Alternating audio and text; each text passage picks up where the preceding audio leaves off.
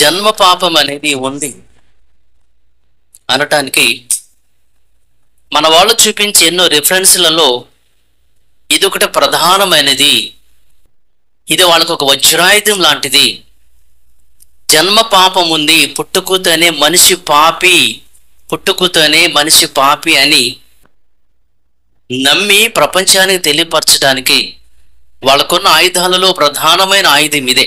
యోబు గ్రంథంలో నుంచి 14:4 చూద్దాం. పాప సహితునిలో నుండి పాపరహితుడు పుట్టగలిగిన ఎంత మేలు అలాగున ఎవడను పుట్టనేరడు. ఓకేనా? సత్యవాక్యాన్ని సరిగా విభజించి పరిశీలించమని దేవుడు తన యొక్క వాక్యంలో నుంచి మనకు తెలియపరిచారు. కాబట్టి పాప సహితుడు అంటే వాళ్ళ యొక్క ఉద్దేశం జన్మ పాపం ఉందనడానికి ఒక ఆయుధం ఏంటంటే, పాప సహితుడు అంటే పాపాత్ముడు, పాపము చేసినవాడు, పాపంతో ఉన్నవాడు. కాబట్టి పాపాత్మునిలో నుండి పాపరహితుడు అంటే పాపము లేనివాడు, పరిశుద్ధుడని. పాపాత్మునిలో నుండి పాపం లేని పరిశుద్ధుడు పుట్టగలిగిన ఎంత మేలు, అలాగన ఎవడు పుట్టనేరడు. పాప సహితుడు అంటే పాపాత్మునిలో నుండి పరిశుద్ధుడు, పాపరహితుడు, పాపం లేనివాడు పుట్టగలిగితే ఎంత మేలు, అలాగన ఎవడు పుట్టడు అని చెప్పాడు. శ్రద్ధగా విందాం. ముందుగా మనమున్నటువంటి యొక్క విశ్వాన్ని దేవుడు పంచభూతాలతో ఆయన నిర్మించినట్లు మనకు తెలుసు. పెద్ద పెద్ద శాస్త్రవేత్తలు కూడా, అరిస్టాటిల్ లాంటి వాళ్ళు కూడా, వాళ్ళు ఈ ప్రపంచానికి వాళ్ళు ఏం చెప్పారంటే పంచభూతాల చేత ఈ విశ్వం అనేది నిర్మాణమైందని శాస్త్రవేత్తలు కూడా చెప్తూ ఉన్నారు. పంచభూతాలు అంటే ఏంటి చెప్పండి? గాలి, నీరు, అగ్ని, పదార్థము, ఆకాశం. మరి మనుషులమైనటువంటి మనలను, మన శరీరాన్ని దేవుడు ఎలా తయారు చేశాడు? ఆదికాండంలో నుంచి 2వ అధ్యాయము 7వ వచనం చూద్దాం. దేవుడైన యెహోవా నేల మంటితో నరుని నిర్మించి, దేవుడు ఏం చేశాడంటే నేలలో నుంచి మంటిని తీసుకుని మనుషులను నిర్మించాడు. అంటే ప్రకృతిలో నుంచి మనము తీయబడ్డాం. 139వ కీర్తన 15వ వాక్యాన్ని మనం చూద్దాం. నేను రహస్యమందు పుట్టిన నాడు భూమి యొక్క అగాధ స్థలములలో విచిత్రముగా నిర్మింపబడిన నాడు. అంటే ఈ ఆదికాండం 2:7 గాని, అలాగే ఈ వాక్యాన్ని బట్టి గాని మనకు అర్థమయ్యే విషయం ఏంటంటే, మనమందరం కూడా భూమిలో నుంచి, ప్రకృతిలో నుంచి తీయబడ్డామన్న సంగతి మీకు అర్థమవుతుంది. అనగా ప్రకృతిలో ఏముందనంటే పంచభూతాలని, పంచభూతాల్లో నుంచి మనము కూడా తీయబడ్డాం. ప్రకృతిలో గాలి, నీరు, అగ్ని, ఆకాశము, ఏదంటే శూన్యము, పదార్థం ఎలాగుందో అలాగే మన శరీరము కూడా ఈ పంచభూతాలతోనే నిర్మాణమైంది. అంటే మన శరీరంలో పదార్థం ఉందంటే మాంసము, నరాలు, మరి ఎముకలు, ఇవన్నీ కూడా ఏంటంటే పదార్థం. నీరు, మనకు బాడీలో సుమారుగా 70% వరకు నీరే ఉంటుంది. కాబట్టి మన బాడీలో కూడా నీరు అనేది ఉంది. ఆ తర్వాత గాలి, మనలో గాలి ఉందా లేదా అనే విషయం మనకు అర్థం అవ్వాలంటే ఏదన్నా ఒక బెలూన్ తీసుకుని మీరు గట్టిగా దాని కనుక ఊదితే లోనున్న గాలి అనేది ఆ యొక్క బెలూన్లోనికి వస్తుంది. అంటే గాలి కూడా మనలో ఉంది, నీరుంది. మరి అగ్ని, మంటలు అంటారు చూసారా? ఆకలి మంటలు అంటే లోన మండుతూ ఉంటది మంటలు. సో కాబట్టి అగ్ని కూడా లోపల అనేది ఉంది. ఇక స్పేస్, ఆకాశం. ఇక ఈ స్పేస్ గురించి మనం ఆలోచిస్తే, మనం అన్నం తిన్నప్పుడేమో పొట్ట పెరిగింది, అన్నం లేనప్పుడు కడుపు ఖాళీగా స్పేస్గా ఉంటుంది. సో మీకు అర్థం అవ్వాలి, విశ్వంలో ఇదంతా ఏ రీతిగా పంచభూతాలతో నిర్మాణమైందో మన శరీరం కూడా పంచభూతాలతో నిర్మాణమైంది. ప్రకృతి మనకున్న సంబంధం మీకు అర్థం అవ్వాలి.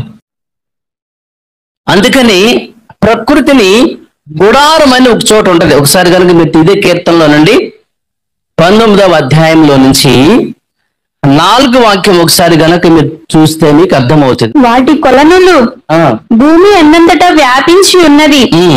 లోక దిగంతముల వరకు వాటి ప్రకటన బయలు వెళ్ళుచున్నవి. వాటిలో ఆయన సూర్యునికి గుడారము వేశాను. సూర్యునికి గుడారము వేశాను. సూర్యుడు అనంటే సూర్యుడు అంటే సూర్య వ్యవస్థ. దాంట్లో దాని చుట్టూ సుమారుగా సూర్య కుటుంబంలో సుమారుగా 9 గ్రహాలు ఉంటాయి. ఆ గ్రహాల్లో ఒక గ్రహమైనటువంటి భూమి, ఆ భూమిలో ఉన్నటువంటి 7 ఖండాలలో 200 దేశాలకు పైగా, ఒక దేశంలో, ఒక రాష్ట్రంలో, ఒక జిల్లాలో, ఒక మండలంలో, ఒక ఊర్లో మనం ఉన్నాం.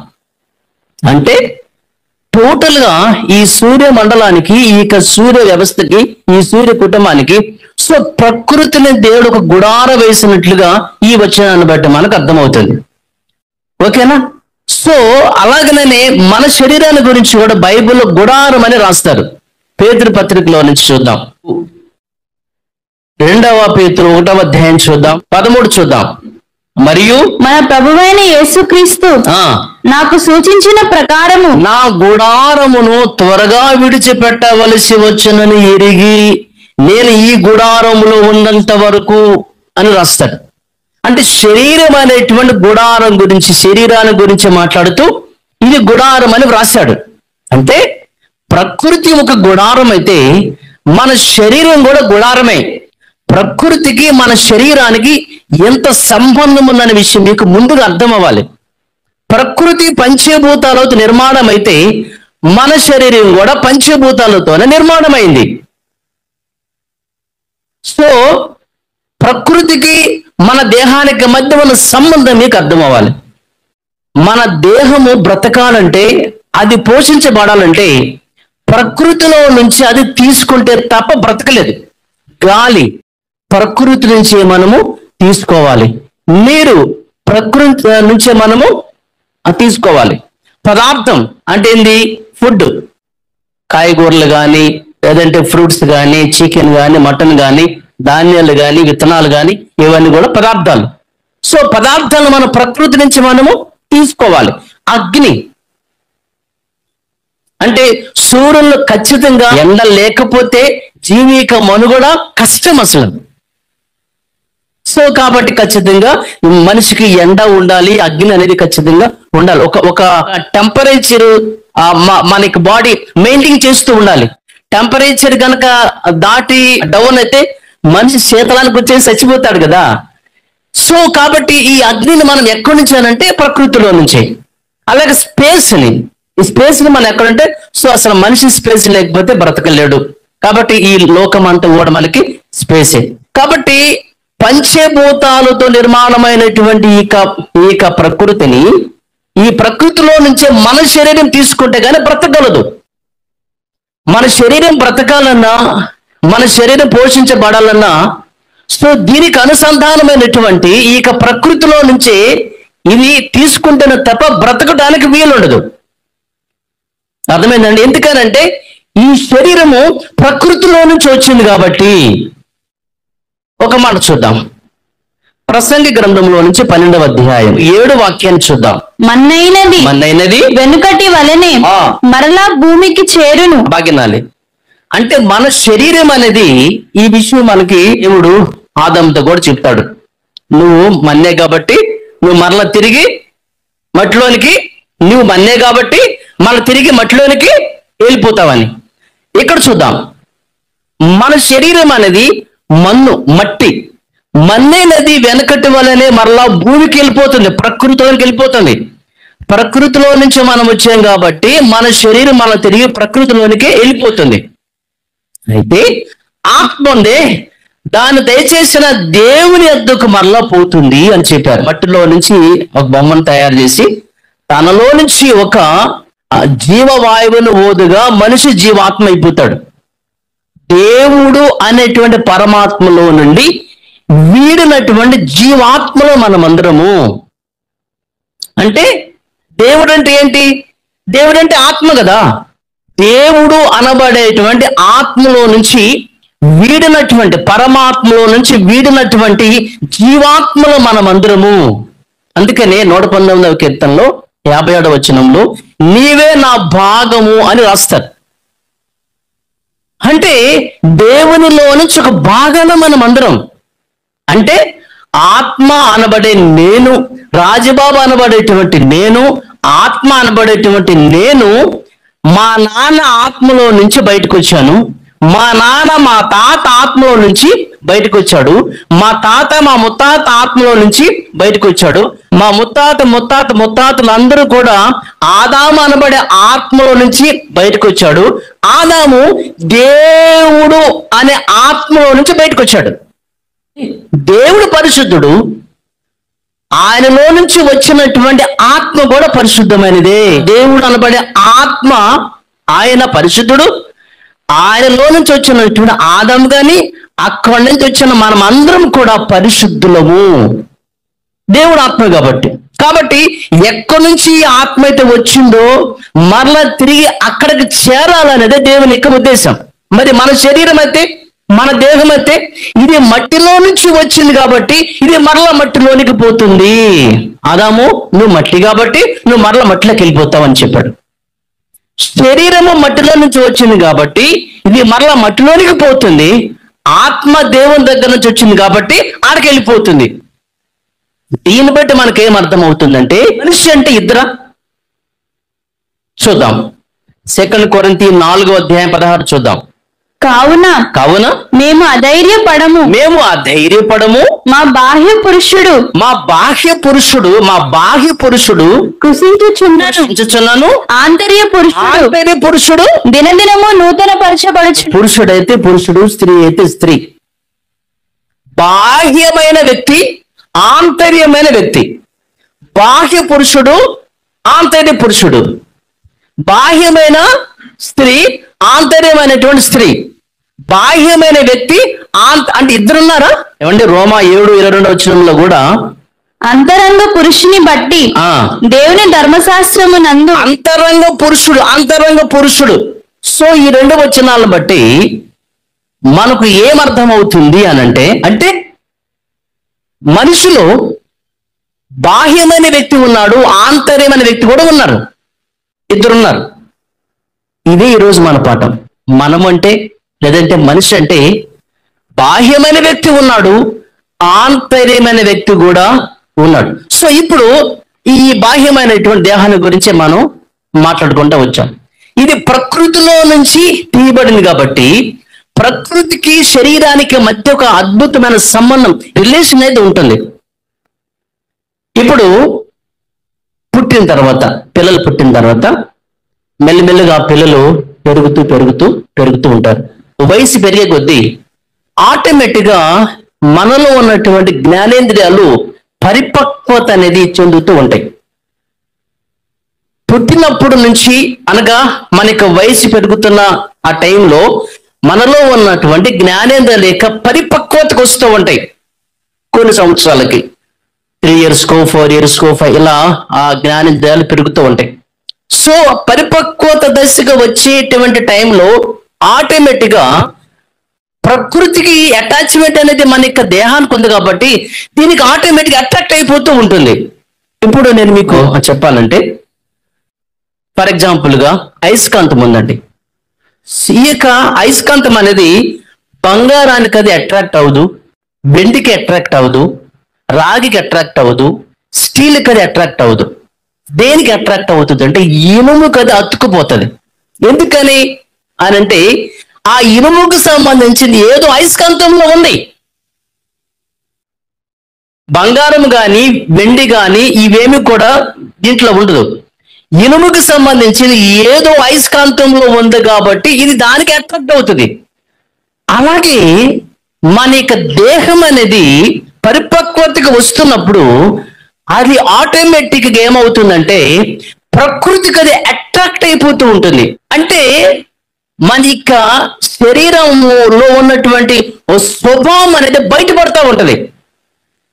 జ్ఞానేంద్రియాల యొక్క పరిపక్వతకి వచ్చినప్పుడు ప్రకృతిలో నుంచి ఇక దేహం అనేది తీయబడింది కాబట్టి లోకాన్ని చూసినప్పుడు శరీరంలో ఉన్నటువంటి స్వభావం అనేది బయటపడతా ఉంటది. ఎందుకని? శరీరం అలాంటిది కాబట్టి, ప్రకృతికి సంబంధించింది కాబట్టి. ఒక మాట మనం చూద్దాం, రోమా 7:23 చూద్దాం. వేరొక నియమము నా అవయవాలలో ఉన్నట్టు నాకు కనబడుచు. శరీరాన్ని గురించి, శరీరంలో ఉన్న అవయవాల గురించి మాట్లాడుతున్నాడు. వేరొక నియమము నా అవయవాలలో ఉన్నట్టు నాకు కనబడుచున్నది, అది నా మనసునందున్న ధర్మశాస్త్రంతో పోరాడుచు నా అవయవాలలోనున్న పాప నియమమునకు నన్ను చెరపట్టి లోపరుచుకొనుచున్నది. పాప నియమానికి నన్ను చెరపట్టి లోపరుచుకొను. అవయవాలలో పాప నియమం ఉందా అంటే దీన్ని బట్టి మన శరీరం మంచిది కాదా? మంచిది లేదా? 18వ వాక్యం చదువుదాం. నా యందు అనగా నా శరీరం అందు మంచిది ఏది నివసింపదని నేను ఎరుగుదును. ఏమ్మా, నా యందు అనగా నా శరీరమందు మంచిది ఏది నివసింపదని నేను ఎరుగుదును.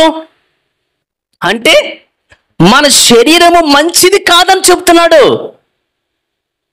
మన శరీరంలో, దేహంలో పాప నియమం అనేది ఒకటి ఉంది. ప్రకృతిలో నుంచి తీయబడింది కాబట్టి సో ఆటోమేటిక్గా లోకానికి అట్రాక్ట్. చూడగానే దావీదు ఉన్నాడండి, దావీదు చాలా మంచోడే. ఏమండి? మంచోడే. ఒక అమ్మాయిని బత్షెబాను చూడగానే ఆటోమేటిక్గా ఆ వ్యక్తి అట్రాక్ట్ అయిపోయాడు. సాంసోన్ చాలా మంచోడే. వాళ్ళ అమ్మ గర్భవతి అయినప్పుడు కూడా ఏమేమి తినాలో ఏమేమి తినకూడదు ఇవన్నీ కూడా చెప్పినటువంటి ఆ వ్యక్తి దేవుడు.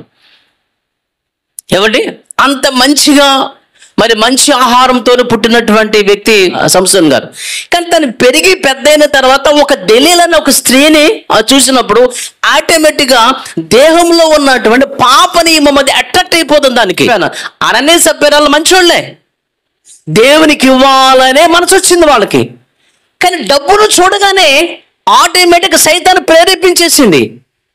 అంటే లోకాన్ని చూసినప్పుడు ఆల్రెడీ బయట వాకిటి వెలుపల పాపం ఉంటుంది కాబట్టి సో మనము దానిని చూసినప్పుడు వెంటనే ఆటోమేటిక్గా అట్రాక్ట్ అయిపోతాం. సైతాన్ ఏం చేస్తాడంటే ప్రేరేపిస్తాడు వాడు. అంటే శరీర కోరిక వయసు పెరుగుతున్న కొద్దీ శరీరము పరిపక్వతకి వచ్చినప్పుడు లోకాన్ని చూసినప్పుడు ఆటోమేటిక్గా బెండ్ అయిపోతాడు. 2 సామ్యూయల్ 13:1-2. తరువాత దావీదు కుమారుడకు అబ్షాలోమునకు తామారనుక సుందరవతియకు సహోదరి ఉండగా దావీదు కుమారుడకు అమ్నోను ఆమెను మోహించెను. తామారు కన్య అయినందున ఆమెకు ఏమి చేయవలెనన్నను దుర్లభమని అమ్నోను గ్రహించి చింతాక్రాంతుడై తన చెల్లెలైన తామారును బట్టి చిక్కిపోయాను. ఇతను ఒక అమ్మాయిని చూశాడండి, బాగుంది, చాలా అందంగా ఉంది. అబ్షాలోము కూడా చాలా అందంగా ఉంటాడు కదండి, వాళ్ళ చెల్లెలు చాలా అందంగా ఉంది. సో వెంటనే తన యొక్క శరీరం కోరుకుంది, ఆ అమ్మాయిని కోరుకుంది. శరీరంలో ఉన్నటువంటి పాప స్వభావం అంతా బయటపడింది. అమ్మాయిని చూసేంత వరకు బాగానే ఉన్నాడు. ఎప్పుడైతే ఆ అమ్మాయిని ఆ వ్యక్తి చూశాడో సో ఆమెతో తప్పు చేయాలి, అనుభవించాలనేటువంటి కోరిక దేహంలో వచ్చేసింది. కానీ ఇది కుదరదుగా, వీలు పడదుగా.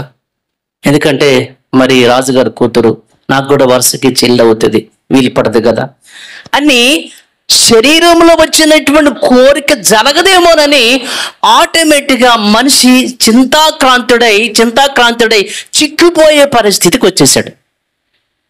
అంటే అలా వచ్చేస్తారా? అంటే శరీర కోరికలు తీరకపోతే మనిషి చిక్కిపోతాడా? అంటే కొంతమంది ఏంట్రా చిక్కిపోతున్నా, పెళ్లి కాలేదన్న దిగులా అంటారు. ఎన్ని సంబంధాలు వచ్చినా సరే నీకు సెట్ అవ్వట్లేదన్నా, శరీరంలో ఉన్న కోరిక నెరవేరదేమో అనే ఆ యొక్క దిగులుతో చిక్కిపోయిద్దా దేహము. ఒకసారి ఒక ఆయన రాజుగారు ఆహాబు గారు తన కోటలో నుంచి వెళ్ళినప్పుడు చూస్తే కోటకు ఆనుకుని ఒక మంచి తోట ఉంది. వెంటనే ఆయన పిలిపించి నాబోతు గారిని, అయ్యా మరి నా కోటకు ఆనుకుని నీ తోట ఉంది కాబట్టి నువ్వు గనుక అది నాకు డబ్బులకైనా అమ్మొచ్చు, లేకపోతే దానికి ప్రతిఫలంగా వేరే ద్రాక్ష తోట ఇవ్వమన్నగా ఇస్తాను అని చెప్పేసి అన్నప్పుడు నాబోతు ఆయన అంటాడు కదా, అయ్యా అది మా తాత ముత్తాతల దగ్గర నుంచి ఉన్నటువంటి అది స్థిరాస్తి అండి, ఏమనుకోవద్దు ఇవ్వలేనని చెప్పేసి అంటాడు. కోరుకున్నాడు రాజుగారు తన శరీరం అనేది తోటకూరల కోసం, ఆకుకూరల కోసం ఒక మంచి పంట వేసుకోవాలని తన దేహంలో ఒక కోరిక వచ్చింది.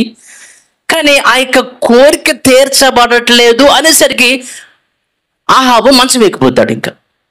ఇంకా మంచం ఎక్కి డల్ అయిపోతాడు, చిక్కిపోతాడు. ఇంకా అంటే సంపాదించుకోవలసినటువంటి దానిని సంపాదించుకోలేకపోతానేమోనని మనిషి చింతాక్రాంతుడితో దిగులుతో చిక్కిపోయే పరిస్థితి వస్తుందానంటే ఖచ్చితం. కొంతమందికి ఎలా ఉంటుందంటే, ఎవరిదైనా బిల్డింగ్ చూసామనుకోండి, జీవితంలో నేను ఇలాంటి బిల్డింగ్ కడతానో లేదో అది ఆశ. ఆమెకు చూడు బంగారం ఉంది, అంత గోళ నేను సంపాదించుకుంటానో లేదో, నా కోరిక తీరుతుందో లేదో, ఆ ఇంట్లో ఉన్నటువంటి ఫర్నిచర్ని నేను కొనుక్కుంటానో లేదో, ఈ మంచి అంటే శరీరంలో నుంచి వచ్చేటువంటి ఆ యొక్క కోరికలు తీరతీయలేదో అని చెప్పేసి అది తీరదేమోనని చిక్కుపోయేవాళ్ళు చాలా మంది ఉంటారు. ఇక్కడ విషయం ఏంటంటే, లోకాన్ని చూసినప్పుడు అంటే సందర్భాన్ని బట్టి, పరిస్థితులను బట్టి, వ్యక్తులను బట్టి చూసినప్పుడు దేహం అనేది ఆటోమేటిక్గా దానికి అందాలకు అట్రాక్ట్ అయిపోతే దాని స్వభావం అనేది బయటపడుతుంది. వెంటనే శరీరం యొక్క కోరిక తీరితే ఓకే, తీరకపోతే ఏం చేస్తుంది? అలిగిద్ది. అంతే మరి. అంటే మరి చిక్కుపోవటం అంటే ఏంది? శరీరము తన కోరిక బయటపడినప్పుడు, లోకాన్ని చూసినప్పుడు, సైతాన్ని ప్రేరేపించినప్పుడు, శరీర స్వభావం అనేది బయటపడినప్పుడు, అది గనక తీరకపోతే శరీరము మొండికేస్తుంది. కోరిక తీర్చుకోవడానికి అదేం చేస్తుంది? ప్రయత్నం చేస్తుంది. మంచం ఎక్కిది అవసరమైతే, చిక్కిపోయేది అవసరమైతే. అందుకని ఆత్మ అనబడేటువంటి మనము శరీరం యొక్క కోరికలు తీర్చడానికి మనము కూడా బెండ్ అయిపోతాము. అంటే ఇద్దరుంటారు, ఒకరేమో బాహ్యమైన వ్యక్తి, ఇంకొకరేమో ఆంతర్యమైన వ్యక్తి. అంటే శరీరం యొక్క కోరికలు, శరీరంలో వచ్చేటువంటి కోరికలు, పాప స్వభావాన్ని ఆ యొక్క కోరికలు తీర్చుకోవడానికి మన శరీరం ఏం చేస్తుందంటే బెండ్ అయిపోతుంది. ఇక బ్రతికినంత కాలం కూడా శరీరం యొక్క కోరికలు తీర్చడానికి దీని కాలం అంతా అయిపోతుంది. ఒక మాట చూద్దాం, లోక సువార్తలో నుంచి 12వ అధ్యాయం 19 చూద్దాం. నా ప్రాణముతో ప్రాణమా అనేక సంవత్సరములకు విస్తారమైన ఆస్తి నీకు సమకూర్చబడి ఉన్నది. సుఖించుము, తినుము, త్రాగుము, సంతోషించమని చెప్పుకొందును అనుకోనేను. ఒక వ్యక్తి ఉన్నాడు, ఆత్మ అనబడే ఒక వ్యక్తి, రిచ్ మ్యాన్, వెర్రి ధనవంతుడు. ఆత్మ అనబడేటువంటి ఈ యొక్క వ్యక్తి ఏం చేశారంటే, శరీరంలో వచ్చినటువంటి కోరికలు తీర్చుకోవటానికి తినాలి, త్రాగాలి, సుఖించాలంటే డబ్బు కావాలి. డబ్బు కావాలంటే కష్టపడాలి, పని చేయాలి, ప్రయాసపడాలి, పొలం వేసుకోవాలి, దున్నుకోవాలి. కష్టపడ్డాడు, ప్రయాసపడ్డాడు, బాగా ప్రయాసపడ్డాడు. ఇప్పుడు ఆయన ధనాన్ని, ధాన్యాన్ని, ఆస్తిని సమకూర్చుకొని ఆత్మ అనబడేటువంటి ఆ వ్యక్తి తన ప్రాణంతో మాట్లాడుతున్నాడు. ప్రాణం అంటే ఏంటి? అది ఆ లేవి కాండంలో ఉంటుంది. అంటే రక్తమంతా కూడా తీసేసామనుకోండి, ఒక వ్యక్తికి రక్తమంతా కూడా బయటికి లాగేసామనుకోండి, అతని ప్రాణం ఉంటుందా? పోతుంది. అంటే రక్తమంతా తీసేస్తే ప్రాణం కూడా పోయిద్దంటే రక్తంలో ఏముంది? ప్రాణం ఉంది. ప్రాణము రక్తంలో ఉంది. రక్తం దేనికి సంబంధించింది? దేహానికి సంబంధించింది.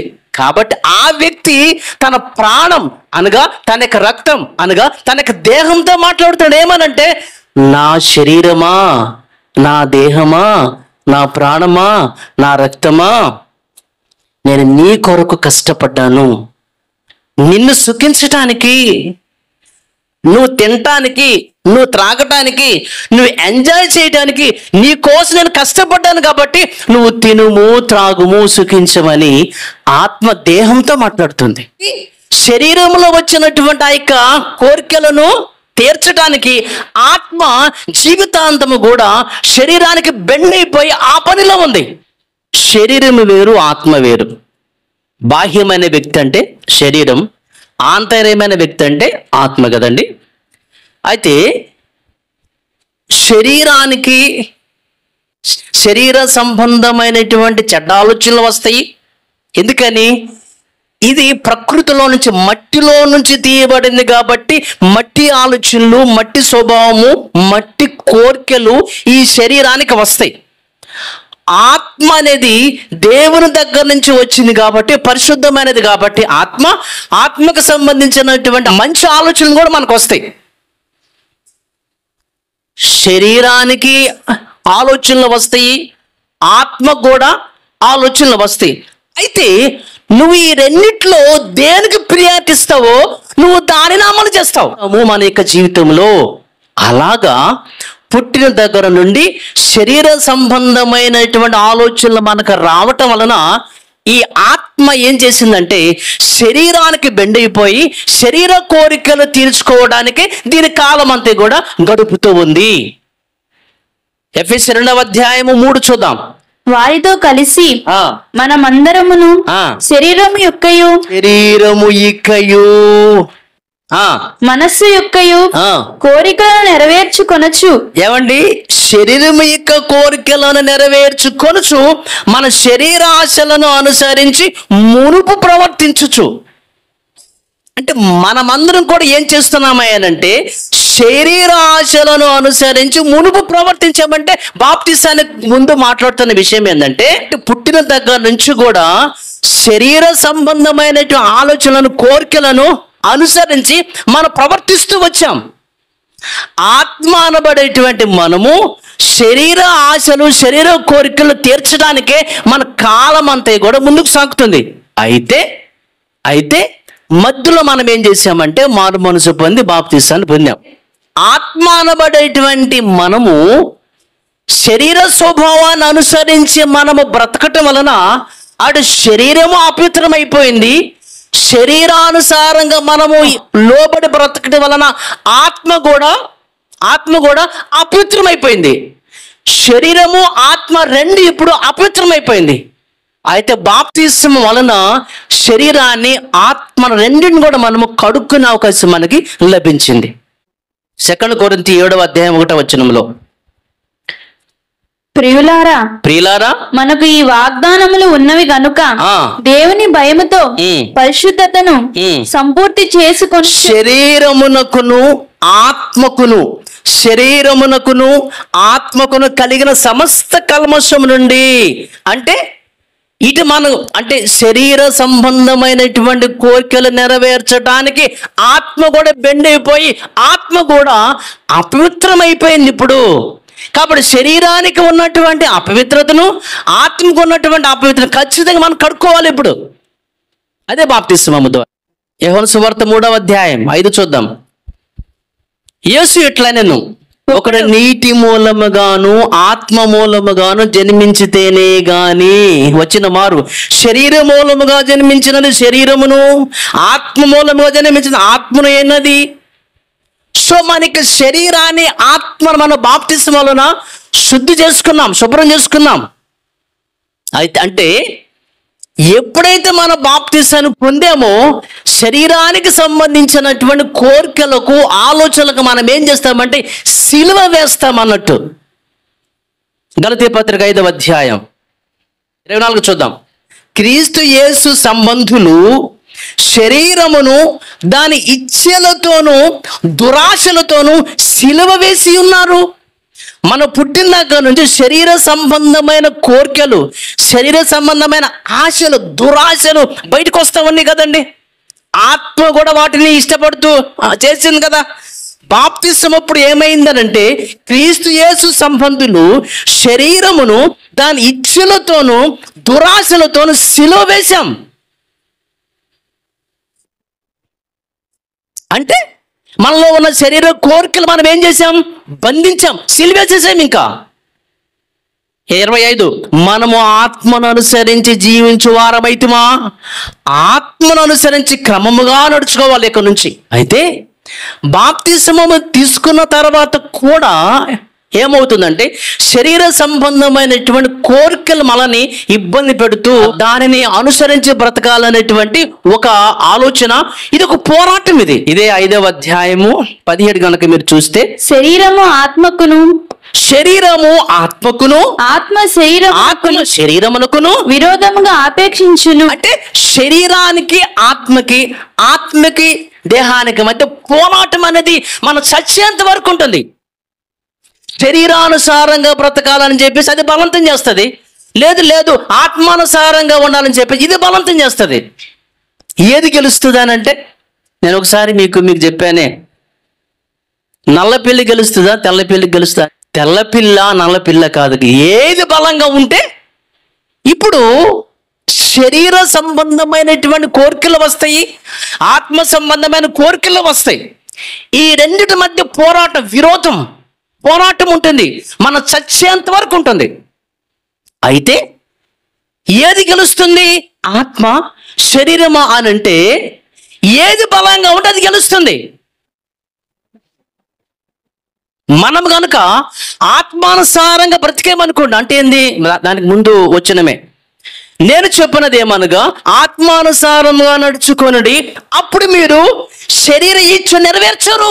ఎంత గొప్ప మాట అండి అసలు ఇది.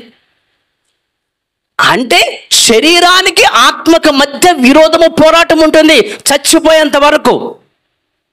అయితే మీరు గనక ఆత్మానుసారం గనక జీవిస్తే ఇక మీరు శరీరచన మీరు నెరవేర్చరు. ఆత్మానుసారంగా ఉంటామంటే ప్రార్థన చేసుకోవటము, బైబిల్ చదవటము, వాక్యాన్ని ధ్యానం చేసుకోవటము, కార్యక్రమాలకి ఆదివారం మార్కొని చర్చికి రావటము, మరి రొట్టె విరుచుట, అలాగనే మరి సహవాసం అనేది, అలాగే గృహ కోడికలు కానీ, శుక్రవారం మరి కోడికలు కానీ, లేదంటే బుధవారం బైబిల్ తరగతి కానీ, దేవుని సంఘంలో పని పరిచర్య, ఇవన్నీ ఆత్మ సంబంధమైన విషయాలు కదండి. ఇవన్నీ మనం చెప్పండి. ఆదివారం కుదిరితే వస్తాం, మనకు అక్కర్లేదు. ఏదో బాప్తిసం పొందాం, ఫార్మాలిటీకి సండే కాసేపు వచ్చి ఒక గంట సేపు అలా విని వెళ్ళామా, ఇది కదండి మనకి. ఇదే ఫార్మాలిటీగా. వీళ్ళందరూ ఆత్మానుసారంగా ఎట్లా ఉంటారు? శరీరమే పని చేస్తుంది తప్ప ఆత్మ పని చేయట్లేదు ఇక్కడ. అందుకని మీలో శరీరం బలంగా ఉందా, ఆత్మ బలంగా ఉందా? శరీరం బలంగా ఉంటే ఆత్మ ఎప్పుడో ఓడిపోయింది, చచ్చిపోయింది కూడా. కేవలం జీవించుచున్నావన్న పేరే మీకు ఉంది, కానీ మీరు ఎప్పుడో, మీ ఆత్మ ఎప్పుడో జస్ట్ సండే వరకే కనబడతారు అంతే. ఆత్మానుసారంగా నడుచుకోండి, అప్పుడు మీ ఆత్మ బలంగా ఉంటుంది. శరీర ఈచ్ఛలను మీరు మీరు మీరు నెరవేర్చరు. నేను ఆత్మానుసారంగా జీవించడానికి మనకు టైం లేదు, ఇక్కడ బ్రతకలేం. శరీర ఇచ్ఛలను బట్టే బ్రతుకుతున్నాం కాబట్టి మీ ఆత్మ బలహీన పడిపోయి ఎప్పుడో ఓడిపోయి చచ్చిపోయింది కూడా. మనం ఇలాగ ఉన్నామనుకోండి, బాప్తిసం పొంది కూడా శరీర ఇచ్ఛల ప్రకారం కనుక మరి జీవించామనుకోండి. రోమీయులకు రాసినటువంటి పత్రికలో నుంచి దేవుని పిల్లలారా 8వ అధ్యాయము 5 చూద్దాం. శరీరానుసారులు శరీర విషయముల మీద మనసు పెడతారు, ఆత్మానుసారులు ఆత్మ విషయాల మీద మనసు పెడతారు. అయితే శరీరానుసారంగా జీవించావా, శరీరానుసారమైన మనసు చస్తావు. శరీర సంబంధులు శరీర విషయాల మీద మనసు పెడతారు. లెక్సిన దగ్గర నుంచి ఇంట్లో పనులు, బట్టలు, వంట, గబగబా బ్యాగ్ సర్దుకుని, లేదంటే మరి బాక్సులు పెట్టుకుని ఉద్యోగానికి వెళ్ళామా, పనికి వెళ్ళామా, వ్యాపారానికి వెళ్ళామా, ఏవండి మరి ఈవినింగ్ మనం వచ్చామా, మళ్ళా ఇంట్లో పనులు, మరి వంట పనులు, ఏదైనా కూడుకులు, ఏదైనా ఫంక్షన్లు, ఊరు ప్రయాణాలు, ఏదో శరీర సంబంధాలు. వీళ్ళు శరీర సంబంధులు శరీర విషయం మీద మనసు పెడతారు, ఆత్మానుసారులు ఆత్మ విషయాల మీద. నీవు కనుక శరీరానుసారంగా బ్రతికేవనుకో చస్తావు. నా మాటకి ఇది, ఇక్కడ చెప్పిన మాట ఇది, చస్తావు, మరణం అది. గలతీ 6:8 ఎలాగనగా తన శరీరేచ్ఛలను బట్టి విత్తువాడు తన శరీరము నుండి క్షయమును పంట కోయను, ఆత్మను బట్టి విత్తువాడు ఆత్మ నుండి నిత్య జీవమును పంట కోయను. అంటే నువ్వు శరీరానుసారంగా జీవిస్తే పోతావు, ఆత్మానుసారంగా జీవిస్తే పరలోకం పోతావు. నిత్య జీవం పంట కోస్తావు నువ్వు. అంటే శరీర సంబంధమైనటువంటి కోరికలు వస్తాయి, ఆత్మ సంబంధమైనటువంటి కోరికలు వస్తాయి. నువ్వు వేటికి ప్రయారిటిస్తున్నావు అనేది ఇక్కడ మీరు తెలుసుకోవాలి. మన దేనికి ప్రయారిటిస్తామో అదే మన జీవితంలో నెరవేరుస్తాం మనం. యేసుక్రీస్తు వారికి కూడా ఇలాంటి శరీర స్వభావం ఆయనకు కూడా ఉంది. ఏమండి, మన శరీరము పుట్టిన దగ్గర నుంచి పుట్టుకతో కాదు, పుట్టిన దగ్గర నుంచి జ్ఞానేంద్రియాల యొక్క పరిపక్వత అనేది వచ్చినప్పుడు, వయస్సు పెరుగుతున్నప్పుడు ఆటోమేటిక్గా ఈ లోకపు అందాలకు, డబ్బుకు, సంపదలకు, ఆస్తులకు పాపానికి అట్రాక్ట్ అవుతుంది. ఇప్పటిదాకా బాగానే ఉంటుంది. యేసుక్రీస్తు వారికి శరీరము కూడా మనలాంటిదే. పాప స్వభావం ఏ రీతిగా మన శరీరంలో పనిచేస్తుందో, వేరొక నియమము, పాప నియమం అనేది నా అవయవాలలో పనిచేస్తుంది అన్నాడు. అంటే దేహంలో ఏముంది? పాప స్వభావం అనేది పనిచేస్తుంది. యేసుక్రీస్తు వారిది సేమ్ బాడీ, సేమ్ స్వభావం ఆయనది కూడా. హెబ్రీ పత్రిక 2వ అధ్యాయం 4 వచనం నుంచి 18 వరకు రాసుకోండి. 16లో అబ్రహాము సంతాన స్వభావమును ధరించుకున్నాడు అని చెప్పి యేసుక్రీస్తు మాట్లాడుతూ 17లో కావున ప్రజల పాపములకు పరిహారం కలుగజేయటకే దేవుని సంబంధమైన కార్యములలో కనికరమును నమ్మకం గల నేను 18 చూస్తాను. తాను అంటే యేసుక్రీస్తు వారు తాను శోధింపబడి శ్రమ పొందాను గనుక శోధింపబడే వారికి సహాయం చేయగలవాడై ఉన్నాడు. అంటే యేసుక్రీస్తు వారు కూడా అబ్రహాము సంతాన స్వభావం అంటే మనలాంటి స్వభావం ఆయనది కూడా. అలాంటి స్వభావంతో ఉన్నటువంటి ఆయన గురించి ఏం మాట్లాడారంటే, ఆయనకు కూడా మనకులాగానే శోధనలు వచ్చినాయి. అపవాది యేసుక్రీస్తు వారిని శోధించాడు కదా. శరీరాశ, నేత్రాశ, జీవపుడంబం. అయితే ఆయనకి శోధనలు వచ్చినప్పటికీ కూడా మన ప్రధాన యాజకుడు మన హీనతలు ఎందు మనతో సహానుభావం లేనివాడు కాడు గాని సమస్త విషయములలోనూ మన వలనే శోధింపబడినను ఆయన పాపము లేనివాడుగా ఉంటే, మనకులాగా యేసుక్రీస్తు వారు కూడా శోధించబడ్డాడు. ఎందుకని?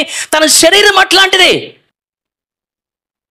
శరీర స్వభావం అలాంటిది. అది మరి ఇప్పుడు చూద్దాం 2:18లో తాను శోధించబడి శ్రమ పొందాడు గనుక శోధింపబడు వారికి సహాయం చేయగలవాడు ఉన్నాడంటే ఎలా? ఆయన ఎట్లా సహాయం చేస్తాడు? ఆయన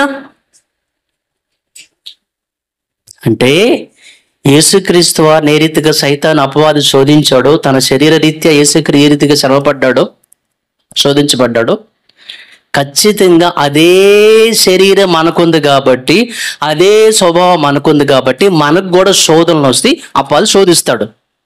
అంటే శోధించబడే వారి సహాయం ఎలా చేస్తాడు ఆయన? ఆయన వస్తాడు అక్కడి నుంచి ఎలా? ఇప్పుడు ఒక మాట అండి మీకు చెప్తాను. హెబ్రీ పత్రికలో ఉన్న విషయం ఏంటంటే, సులువుగా చిక్కులు పెట్టు పాపం. హెబ్రీ పత్రిక 12వ అధ్యాయము 12:2 చూద్దాం. మనము కూడా ప్రతి భారమును సులువుగా చిక్కులు పెట్టు పాపమును విడిచిపెట్టి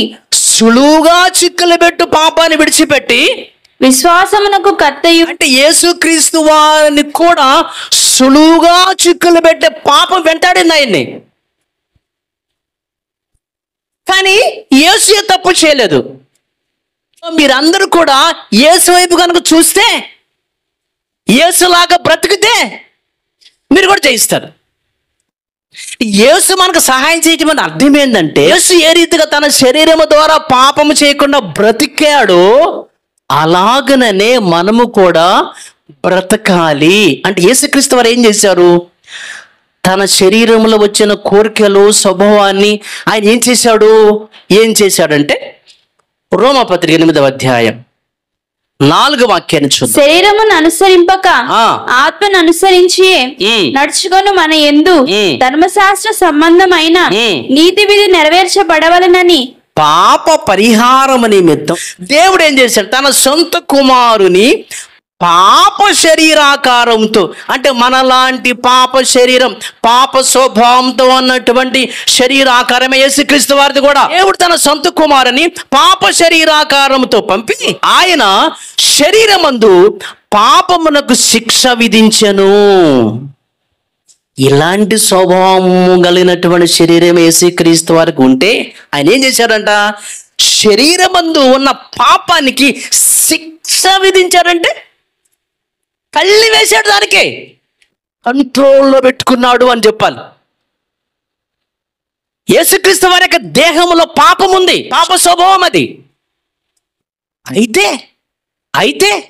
ఆయన ఏం చేసి దానికి శిక్ష వేశాడు. తన పరిశుద్ధతతో, తన పవిత్రతతో, తన యొక్క మంచితనముతో ఆయన పాపము చేయకుండా దేహంలో ఉన్న పాపపు స్వభావాన్ని ఆయన శిక్షించాడు, కంట్రోల్లో కళ్ళెం వేశాడు. అదే పని ఇప్పుడు మనం కూడా చేయాలని 12-13 చూస్తాం. 8వ అధ్యాయము 12-13. కాబట్టి సహోదరులారా, శరీరానుసారంగా ప్రవర్తించుటకు మనము శరీరానుసారంగా ప్రవర్తించడానికి మనము శరీరానికి రుణస్థులము కామని చెప్పి మీరు శరీరానుసారంగా ప్రవర్తించినట్లయితే చావవలసిన వారే ఉందురు గాని ఆత్మచేత శారీర క్రియలను చంపిన ఎడలా. యేసు ఏం చేశాడు?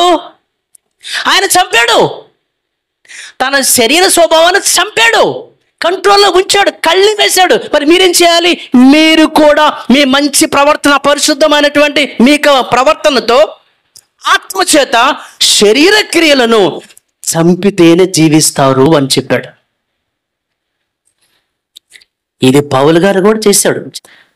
నా శరీరాన్ని నేను కంట్రోల్లో ఉంచుకోవడానికి, నా స్వాధీనంలో ఉంచుకోవడానికి నేను దానిని నల్లగొట్టుకుని 9 ఆఖరి వచనం, గాలిని కొట్టినట్టు నేను పోట్లాడుట లేదు కానీ ఒకవేళ ఇతరులకు ప్రకటించిన తర్వాత నేనే భ్రష్టుడనైపోతానేమోనని నా శరీరమును నలగగొట్టి దానిని కంట్రోల్లో, నా హ్యాండ్ ఓవర్లో, ఆత్మ కంట్రోల్లో ఉంచుకుంటున్నాను నేను. అంటే టోటల్గా శరీర సంబంధమైనటువంటి కోరికలు, శరీర స్వభావము దేహంలో ఆల్రెడీ పాప స్వభావం అనేది ఉంటుంది. ఏమండి? అది శరీరంలో ఉంటుంది. శరీర కార్యములు స్పష్టమయ్యున్నవి, గలతీ 5వ అధ్యాయము 19లో శరీర కార్య స్పష్టమయ్యున్నవి. శరీరంలో ఉంటుంది, అది దేహంలో ఉంటుంది, అది బయటికి రాకూడదు. ఇప్పుడు మార్క్స్ అధ్యాయంలో లోపల నుంచి బయటకు వస్తేనే దేహాన్ని అపవిత్రం చేస్తుంది. అది లోపల ఏముంటది? ఇవన్నీ మీరు విన్నట్టు శరీర కార్యాలు మొత్తం కూడా లోపల ఉంటాయి. అది బయటికి రాకూడదు. బయటకు వచ్చిందని దేహం ఏమైపోతుంది? అపవిత్రం అయిపోతుంది, కల్మషం అయిపోతుంది. దేహంలో ఉంటుంది, లో నుంచి బయటికి రాకూడదు. బయటికి వస్తే ప్రమాదం.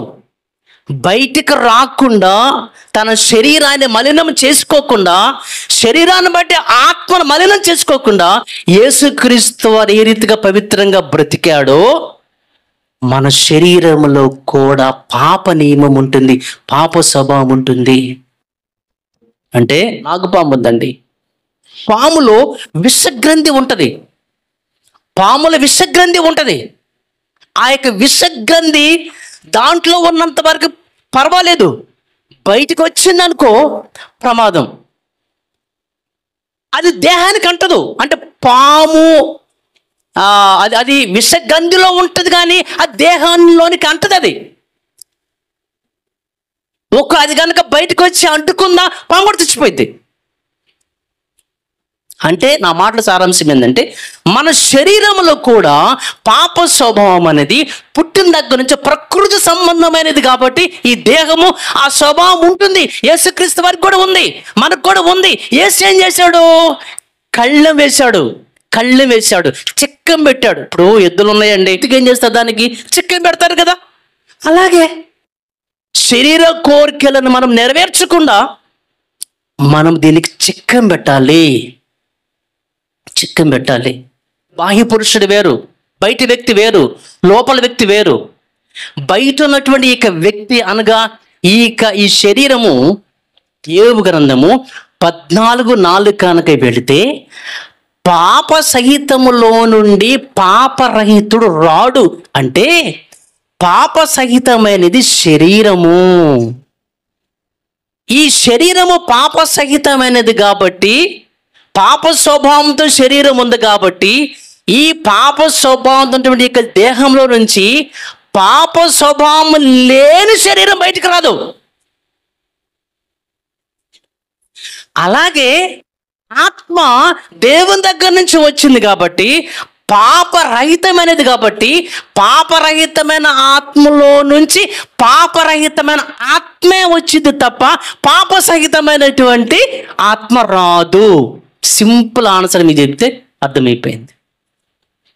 అంటే ఆదాము అనేటువంటి వ్యక్తి ఆత్మ అయితే, ఆత్మ దేవుల నుంచి వస్తే ఆత్మ పరిశుద్ధమైనది అయితే, జన్మ జన్మలకు అదే ఆత్మ భాగాలుగా వెళ్ళిపోతుంది, అది పవిత్రమైనది. కాబట్టి పాపరహితమైన ఆత్మలో నుంచి పాపరహితమైన ఆత్మే వస్తుంది తప్ప పాపము చేసిన ఆత్మ రాదు, పాప సహిత ఆత్మ రాదు. అంటే జన్మ పాపం అనేది ఉండదు. కానీ శరీరం ఎట్లాంటిది? పాప సహితమైనది, పాప స్వభావంతో ఉన్నది.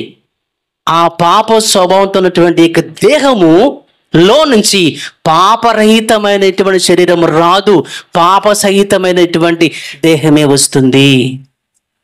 ఓఫీరి గారు లాంటి పెద్ద పెద్ద సేవకులండి, ఓఫీరి గారు లాంటి, అలాగే ఆయన శిష్యుడు షాలేమరాజు లాంటి వాళ్ళు, పెద్ద పెద్ద సంఘాలు ఉన్న వాళ్ళు ఈ రోజున ఎక్కడ వీళ్ళు బోల్తా పడ్డారంటే ఇక్కడే వీళ్ళు బోల్తా పడ్డారు. కాబట్టి దేవుని పిల్లలారా, పాప సహితములో నుండి పాపరహితం రాదంటే ఈ శరీరము పాప స్వభావంతో ఉన్నది కాబట్టి అదే స్వభావంతో ఉన్నటువంటి పిల్లలు పుడతారు. కానీ ఆత్మ ఉందే, అది పాపరహితమైనది. అదే ఆత్మ, పాపరహితమైన ఆత్మే పుడుతున్న తప్ప జన్మతః పాపం ఉండదు. ఈ శరీరం అనేది ఆటోమేటిక్గా పెరుగుతున్నప్పుడు దాని స్వభావము ప్రకృతికి అట్రాక్ట్ అవ్వడానికి బయటపడుతుంది.